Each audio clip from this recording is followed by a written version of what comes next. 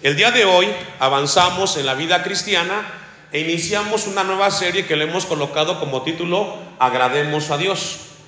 Y el primer tema es agradar a Dios. Israel estuvo en el desierto ¿cuántos años? 40 años.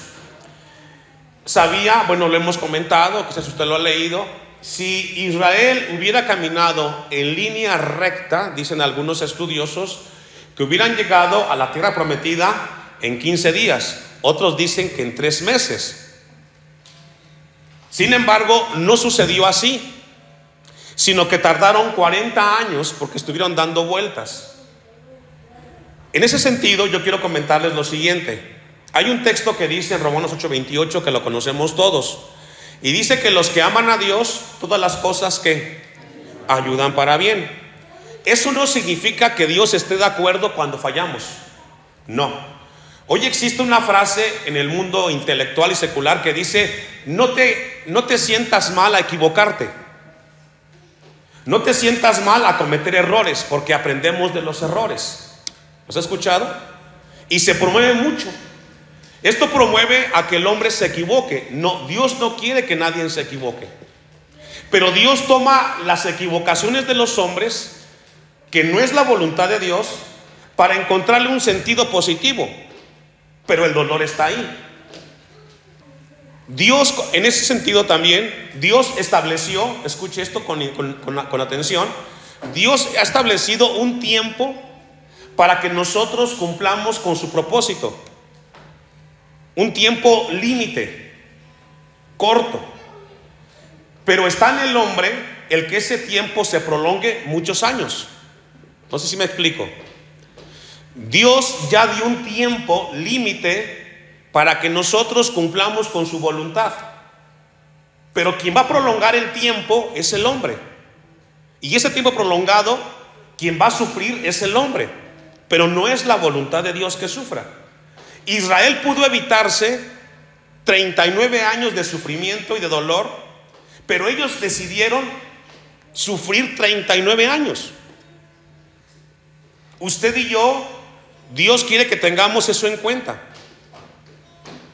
Dicho lo anterior, vamos a ir al pasaje de la Biblia, donde Dios habla acerca de lo interesante que es el papel de la fe de aquellos hombres que encontramos en la Biblia que agradaron a Dios. El contexto de la fe en este texto que hemos leído, recordemos que la fe tiene una definición primaria y es plena confianza en las promesas de Dios, pero tiene otras definiciones subsecuentes y habla en este pasaje acerca de hombres y mujeres que lo entregaron todo, hicieron un esfuerzo sobrehumano para cumplir y para agradar a Dios. Los antiguos hombres de Dios en el Antiguo Testamento lograron tener un buen testimonio por la fe, porque tuvieron confianza, seguridad, convicción, certeza, porque ellos confiaban en Dios. Esas personas del Antiguo Testamento que encontramos en el capítulo 11 de Hebreos, ellos decidieron en el Señor hacer un esfuerzo para vivir para Dios. Hoy en el siglo XXI nosotros tenemos ese desafío de parte de Dios, de agradar con nuestra vida, con nuestra conducta a Dios a través de nuestras vidas. Vamos a ir a Génesis capítulo 4 y vamos a ver con la ayuda de Dios algunos ejemplos de hombres que agradaron a Dios. Y vamos a ver el primer ejemplo. Y el tema o el ejemplo va a ser Abel. El texto nos habla de una ofrenda aceptable y otra que no fue aceptada. Todos sabemos la historia, que Abel fue pastor de ovejas y Caín fue un hombre que labró la tierra, ¿cierto? Dice Génesis 4:2. Después dio a luz a su hermano Abel, y Abel fue pastor de ovejas y Caín fue labrador de la tierra. Una familia, 2 hijos, y cada uno toma un camino distinto. Cada uno decidió qué hacer con la vida que Dios le dio y a qué dedicarse. Y dice el versículo 3: y aconteció andando el tiempo que Caín trajo del fruto de la tierra una ofrenda a Jehová. Surge una pregunta: ¿quién les enseñó a estos 2 jóvenes a ofrendar a Dios? Pregunta. Sus padres, efectivamente. ¿Quién son los responsables de enseñar a los hijos cómo agradar a Dios? Quiero decirle algo en el amor del Señor. Jesucristo dice que es imposible que no haya tropiezos en la tierra, ¿cierto? ¿Sí lo ha leído eso? Es imposible evitar que vengan a la vida tropiezos, pero hay de aquellos porque vienen los tropiezos. Le fuera mejor, dice, atarse una rueda de molino en el cuello y arrojarse al mar. ¿Qué significa eso? Hermanos, padres de familia, tus hijos van a tomar decisiones quizás fuera de la voluntad de Dios, pero que no seas tú el que los encauce a tomar esas malas decisiones. Tus hijos van a escuchar música mundana, tus hijos van a escuchar groserías, pero que no sea en tu casa donde suceda eso. Que no sea en tu hogar, en el seno de tu familia, donde tú permitas que eso suceda. ¿Sabes por qué? Porque acarreas un juicio para tu vida delante de Dios. Porque lejos de bendecirlos, los estás maldiciendo. Amén. Esto es serio y muy serio. Somos los padres los responsables delante de Dios para enseñar a nuestros hijos a agradar a Dios y no que desagraden a Dios los hijos. Hay cosas que los hijos van a aprender en el mundo y es inevitable, pero que no seas tú el que propicie o el que permita que eso suceda. Tú debes de cuidar tu hogar con celo, por encima de cualquier circunstancia. Los padres de Abel y de Caín le enseñaron a sus hijos a ofrendar. Y por eso cuando Dios les pidió una ofrenda, cada uno lo hizo de acuerdo a lo que entendió, pero hubo una enseñanza. Y dice el versículo 4: y Abel trajo también de lo primogénito de sus ovejas, de lo más gordo de ellas, y miró Jehová con agrado a Abel y a su ofrenda. Aquí hay 2 cosas que tenemos que aprender de parte de Dios en el sentido de agradar a Dios. Hay 2 cosas las cuales podemos darle a Dios: nuestra vida dedicada a las cosas terrenales, porque labrar la tierra es trabajar, ¿verdad? En lo que sea. Tú puedes decidir hacer eso. O la otra es trabajar, pero ofrendar tu vida a Dios y que eso le agrade al Señor. ¿Qué fue lo que hizo Abel? Hay gente que dice: yo no me quiero involucrar mucho en las cosas de Dios. Es respetable, pero esa ofrenda no agrada a Dios. La que agrada a Dios es que nuestras vidas sean ofrendadas en servicio al Señor, aquel que nos amó y nos amó con amor eterno. Encontramos entonces que la ofrenda que agradó a Dios fue la ofrenda que ofreció Abel, por alguna razón. Porque tenía que ver con un sacrificio, con un propósito. Cada vez que ofrendemos nosotros, hagamos el esfuerzo que nuestra ofrenda sea la que le agrade a Dios. Hemos cantado unos cantos con los hermanos del grupo de alabanza, los cuales exaltan a Dios, ¿cierto? Eso es hermoso y tiene un valor. Pero ¿qué tiene más aceptación y agrado delante de Dios? ¿Que le cantemos o que obedezcamos su palabra? Claro, definitivamente. Yo puedo cantarme todos los cantos aquí y ser allá afuera un rebelde contra Dios.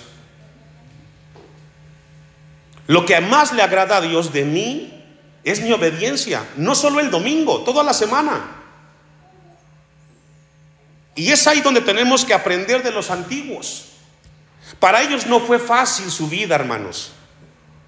También vivieron pruebas y quedaron en la Biblia como una enseñanza para que aprendamos que sí podemos agradar a Dios. La única forma es hacer un esfuerzo, colocar a Dios en el único y lugar soberano que es el trono de nuestro corazón, y que nadie puede ocupar ese lugar, solamente el Señor. Amén. Amén. Vivamos entonces agradando a Dios. Vamos a ver otro ejemplo que encontramos en la Biblia. Lo encontramos también en Hebreos capítulo 11, en el versículo 5, y nos habla de Enoc. Y también lo encontramos en la Biblia, capítulo 5 del Génesis, versículo 23. Cuando hablamos, y busque Génesis 5, 23 y 24. Cuando hablamos de agradar a Dios, hablamos de aquello que Dios aprueba, que Dios está de acuerdo, que Dios se satisface cuando su pueblo realiza eso. Y dice Génesis 5, 23 y 24. Por cierto, uno de los dos personajes en la Biblia que no conocieron y experimentaron la muerte, uno de ellos fue Enoc, el otro fue Elías. Fueron traspasados de esta tierra en cuerpo y alma, en espíritu, hacia la presencia de Dios. ¡Qué gran privilegio! Dice entonces Génesis 5, 23. Y fueron todos los días de Enoc, ¿cuántos? 375, ¿qué? 365 años. Ya le estaba yo aumentando. ¿Se puede imaginar el cúmulo de vivencias y experiencias vividas en esta cantidad de años? Muchas. Sin embargo, la Biblia resume que en esos 365 años este hombre llamado Enoc, dice, caminó pues con Dios. Agradó a Dios la vida de Enoc. Y recordemos que en el tiempo de Enoc había una sociedad muy desalmada, muy violenta. Creció mucho la maldad. Y en medio de esa sociedad hubo un hombre que honró a Dios. Hoy, en el siglo XXI, 2024, estamos viviendo una sociedad muy ajena a las cosas de Dios, que no tienen temor de Dios, que no les interesa. Hoy más que nunca encontramos personas que rechazan el tema de escuchar una predicación o un sermón. Pero en medio de esta sociedad habemos hombres y mujeres que honramos a Dios con nuestro tiempo. Y aquí estamos. Seguramente, y me consta, hermanos, yo los veo los domingos, los que venimos de San Bartolo, Morelos. Es un doble esfuerzo estar aquí. Pero estamos haciendo un esfuerzo extra. ¿Vale la pena, pregunto? Claro. Nos edificamos. Escuchamos una doble predicación que no es la misma, y Dios nos ministra. Dice entonces la Biblia que vivió caminando, y dice el texto 26, caminó pues Enoc con Dios y desapareció porque le llevó. Dos textos, 365 años y un hombre que vivió caminando con el Señor. Dice el versículo de Hebreos que también caminó con Dios. Ahora, dice el texto que Dios se lo llevó. Vamos a ver otro ejemplo de un hombre que vivió agradando a Dios y que nos habla acerca del tema de la salvación. Y es el caso de Noé. Y vamos a ver el capítulo 6, aquí mismo del Génesis. Génesis capítulo 6. Y vamos a ver con la ayuda de Dios a este hombre que agradó a Dios. ¿En qué sentido? En el tema de la salvación. El tiempo de Noé fue muy difícil, porque Dios le encargó la tarea de predicar mientras construía el arca para que la gente se salvara del diluvio. Y eso es bien complicado, hermano. Como pastor me toca esa parte de Noé, de querer hablarles a ustedes mientras vivo aquí en la tierra, que trabajo y estoy con mi familia, y que aprovecho los domingos, los martes, los jueves, los sábados, como ayer que estuvimos con los jóvenes, para hablarles de la salvación de sus almas. Pero me pasa como Noé, no quieren escuchar, no quieren saber. Están preocupados por el comer, por el vestir, por las cosas de aquí y de ahora, y se les olvida lo más importante, su alma. Y dice la Biblia entonces que nos habla acerca de este hombre, de Noé. Versículo 1 del capítulo 6. Aconteció que cuando comenzaron los hombres a multiplicarse sobre la faz de la tierra, y les nacieron hijas, que viendo los hijos de los hombres que las hijas de los hombres eran hermosas, tomaron para sí mujeres, escogiendo entre todas. Y dijo Jehová: no contenderá mi espíritu con el hombre para siempre, porque ciertamente él es carne, mas serán sus días 120 años. Y aquí le pone Dios un límite a los hombres. Hermanos, tenemos caducidad. Le repito esto, tenemos caducidad. Tenemos que tener presente esto en nuestras vidas, porque el tiempo que tenemos aquí en la tierra es limitado. Y será el tiempo que Dios te regaló y te prestó y te dio. No para que lo vivas en los placeres, sino para que entiendas la razón por la cual existes. Y sobre todo, que aprecies el valor de la salvación. Ayer con los jóvenes que teníamos el tema del conversatorio, yo les dije esto que les digo a los jóvenes que están aquí, que han nacido y que han crecido en un hogar cristiano. Ustedes no son salvos por ser hijos de familias cristianas. Los jóvenes que nacen en un hogar cristiano no son salvos por el hecho de estar en ese hogar. Y ustedes tienen el riesgo más grande de partir de esta tierra sin ser salvos, porque piensan ustedes que son salvos y no lo son. Somos salvos cuando le entregamos nuestra vida a Cristo. Cuando venimos en fe y en arrepentimiento y le entregamos nuestra vida a Cristo, y entonces nuestra vida camina en servicio y agradando a Dios. En ese sentido, yo le hago una pregunta a los jóvenes que me ven con escepticismo: ¿tu vida agrada a Dios? ¿Tu vida está en armonía con las cosas del Señor? La respuesta es que seguramente no, porque no has tenido un encuentro con Cristo. Tienes la bendición de estar aquí los domingos escuchando una predicación, y eso es bueno porque te acerca a que vengas a Cristo. Pero nadie va a decidir por tu alma si tú no lo haces. También tienes caducidad tú, y puedes partir de esta tierra sin la bendición de haberle entregado tu vida a Cristo. 5 del capítulo 6 de Génesis. Y vio Jehová que la maldad de los hombres era ¿qué? Ahora, la maldad aquí, hermanos, era una maldad moral. ¿Cuál es el problema hoy de la gente, hermanos? El tema es moral. El problema de la maldad que encontramos hoy en la sociedad es un problema moral, que a lo bueno le dicen malo y a lo malo bueno. Hoy le cuesta mucho a la gente discernir entre lo bueno y lo malo, al cristiano entre lo santo y lo profano. Les cuesta mucho a ustedes saber qué es de Dios y qué no es de Dios. Hoy la gente cuestiona y dice: ¿y qué tiene de malo? ¿Y qué tiene de malo lo que yo veo, lo que yo escucho? Yo te recuerdo esto que dice la Biblia: somos templo y morada del Espíritu Santo. Y el cuerpo que yo tengo, que Dios me prestó, ¿qué tengo que hacer con él? Dígalo. Cuídelo. Cuide lo que Dios le dio. Dice el versículo 5: y que todo designio, fíjese, es decir, se acostaban y se levantaban y soñaban pensando en ¿qué?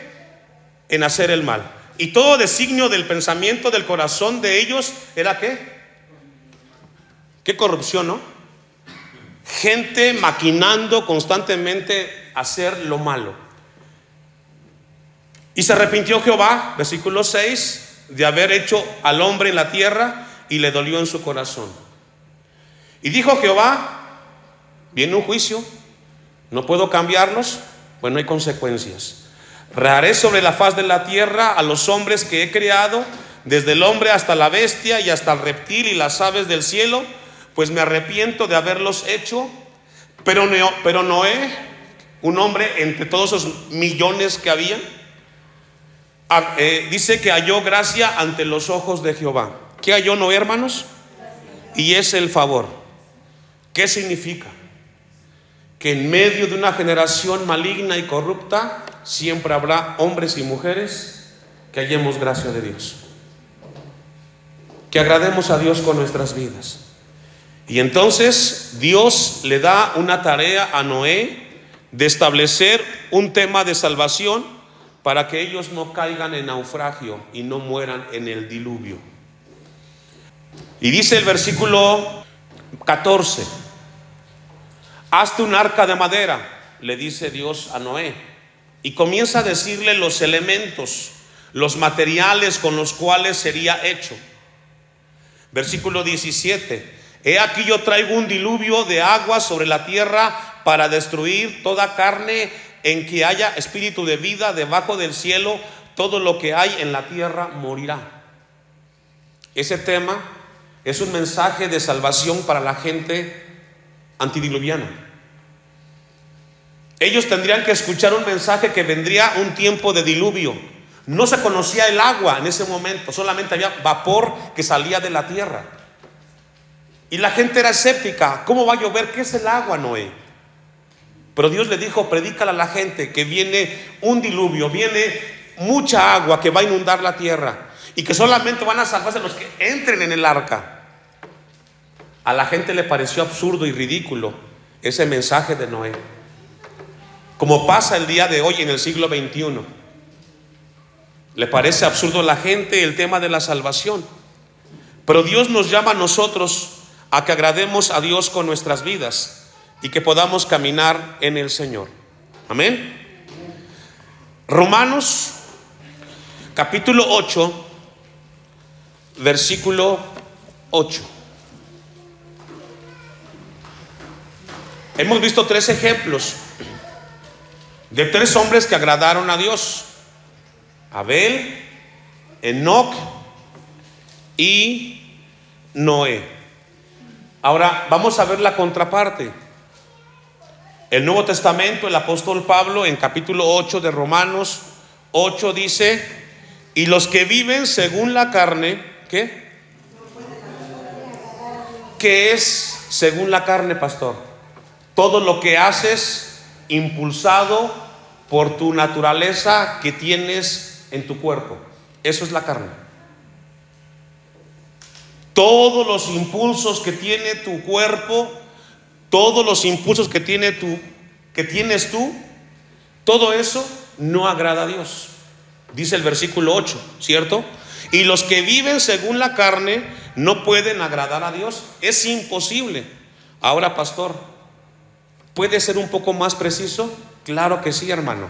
Busque Gálatas capítulo 5, versículo 19, y le voy a decir con precisión y con la ayuda de Dios qué son las cosas que no agradan a Dios. Dice que todos los impulsos de la carne no agradan a Dios. Dice Gálatas capítulo 5, versículo 19: y manifiestas o evidentes son las obras de ¿qué? Y comienza una lista: adulterio, que es el sexo fuera del matrimonio; fornicación, que es el sexo antes del matrimonio; inmundicia, laxivia; idolatría, hechicerías, enemistades, pleitos, celos, iras, contiendas, disensiones, herejías, envidias, homicidios, borracheras, orgías. Y no acaba la lista, porque Pablo dice: y cosas semejantes a estas. Si en tu vida aparece algo de esa lista o algo semejante, porque en los últimos tiempos, hermanos, los hombres se han encargado de inaugurar cada vez más pecados y más pecados. Uno de los que más me preocupan y me impactan como pastor es el hecho de que a los niños se les tome como adultos cuando lleguen a los 18 años, ¿verdad? para que puedan tomar y puedan fumar. Pero desde que tienen 6 o 7 años, 9 o 10 años, les han dado el derecho de pensar si quieren ser hombres o quieren ser mujeres. Terrible, ¿verdad? O sea, imagínense el pecado que inventaron ahí. Les pones un límite a los jóvenes para que cumplan 18 años para ver si pueden tomar, fumar, etcétera. Pero a los niños de 7, 8, 9, 10 años les está dando la libertad para que digan: yo quiero ser mujer y me voy a inyectar para ser mujer, a los hombres. Y dices: estamos mal, hermanos. Estamos mal. Como sociedad hemos llegado a un caos sin límites. Y concluye el apóstol Pablo al final del versículo 21: como yo os lo he dicho antes. ¿Dónde se los dijo? En el versículo 1 del capítulo 5. El apóstol Pablo les dijo anteriormente a los hermanos en Gálatas lo siguiente: estad pues firmes en la libertad con que Cristo nos hizo libres, y no estéis otra vez ¿qué? Sujetos al yugo de esclavitud. Si ya Cristo te hizo libre del pecado y de la maldad, no tienes por qué regresar a hacer lo malo. El pasado quedó atrás, Cristo lo sepultó, tú caminas hacia adelante, hermano. Si ya Cristo nos libertó, ¿qué estamos buscando atrás? Todo lo mejor está delante en Cristo Jesús. Y concluye el versículo 20 de Gálatas 21, de Gálatas 5. Como ya os lo he dicho antes, ya lo leímos, versículo 1, capítulo 5. Y aquí entra un tema delicado. Y antes de que leamos el final, yo le pregunto: ¿a quién le escribió esta carta el apóstol Pablo? ¿A los del mundo o a los cristianos de la iglesia? Claro. ¿Qué significa? Que es posible que en esta iglesia, como en muchas iglesias cristianas, no es que en todas, haya gente que practica esto. Y el que practica esto, o la que practica esto, Dios no le agrada, hermanos. Y dice al final del texto que los que practican tales cosas, ¿qué pasa con ellos? Aunque tú digas que vas para el cielo, no llegarás al cielo si tú practicas este tipo de cosas. Por eso esta tarde, hermanos, en el tema de agradar a Dios, no prolongues más tu vida lejos del Señor. No andes dando vueltas aquí en la tierra. Ya que Dios te habla, caminemos y caminemos agradando a Dios. Amén. Concluimos y vayamos a Hebreos capítulo 11, versículo 6. Pero sin fe, es decir, sin un esfuerzo sobrehumano, sin un esfuerzo más allá de lo que la gente hace, es imposible agradar a Dios. Es como se entiende allí la palabra fe. Un esfuerzo voluntario, sobrehumano. Hermano, sí se puede agradar a Dios hoy. Sí podemos hacerlo. Se requiere mucha fuerza de voluntad, compromiso y amor por el Señor. Y podemos hacerlo. Claro, no será fácil, porque a veces me pongo yo a pensar: ¿será que soy el único que está mal con todo esto? A veces me pasa como los bomberos, que está el incendio, se está quemando el edificio y todos corren para huir por sus vidas, y el pastor es el que se mantiene ahí en la iglesia predicando, venga quien venga, asista quien asista, es el que se esfuerza. Y últimamente pues me acompaña la hermana Abby, y pareciera que somos los únicos y que nadie más quiere. Pero ¿sabe qué? Sí podemos agradar a Dios, porque es necesario, o se requiere, o hay un requisito, que el que se acerque a Dios creas que sí es verdad. Esto no es una utopía, hermano. Esto no es un chiste, no es un cuento, es una realidad. Somos seres eternos, pasaremos pronto a la eternidad y nos daremos cuenta que lo que hoy aquí predicamos y vivimos será una realidad cuando estemos con Dios. Agrademos a Dios. Es la palabra esta tarde de parte de Dios. Agrada a Dios con tu vida. No somos los únicos. Hay miles en el mundo que hacemos un esfuerzo de honrar a Dios con nuestras vidas. Póngase de pie. y vamos a darle a Dios gracias por su palabra.